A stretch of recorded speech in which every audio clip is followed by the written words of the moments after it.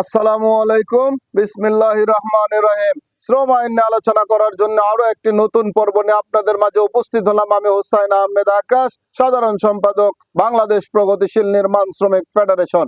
আশা করি সকলে ভালো আছেন। দেশ ও প্রবাসের সকল সেক্টরের সকল শ্রমিকদেরকে জানাই সংগ্রামী শুভেচ্ছা ও আন্তরিক অভিনন্দন।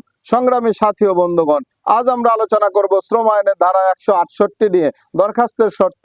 এই অধ্যায়ের অধীনে কোনো ক্ষতিগ্রস্ত শ্রমিক নিজে অথবা পোষ্য কর্তৃক ক্ষতিপূরণের দরখাস্ত ব্যতীত কোনো বিষয় নিষ্পত্তির জন্য শ্রম আদালতে দরখাস্ত করা যাইবে না, যদি না উভয় পক্ষ উক্ত কোনো বিষয় সম্পর্কে উত্থিত কোনো প্রশ্ন চুক্তির মাধ্যমে নিষ্পত্তি করিতে ব্যর্থ হন। সংগ্রামী সাথী ও বন্ধুগণ, অত্যন্ত গুরুত্বপূর্ণ একটি বিষয় নিয়ে আজ আমরা আলোচনা করলাম।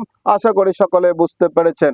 দেশের প্রচলিত আইনের প্রতি শ্রদ্ধাশীল হয়ে সকল মালিক এবং শ্রমিককে বাংলাদেশের শ্রম আইন মেনে চলার অনুরোধ রেখে এই পেজের ভিডিওগুলো বেশি বেশি শেয়ারের মাধ্যমে এদেশের কোটি কোটি শ্রমিকদেরকে শ্রম আইনের ভিডিওগুলো দেখার জন্য, শ্রম আইন সম্পর্কে জানার জন্য সহযোগিতা করার অনুরোধ রেখে সকলে সুস্বাস্থ্য দীর্ঘায়ু কামনা করে আমার নিজের জন্য দোয়া চেয়ে নিয়ে আজকের পর্ব এখানে শেষ করছি।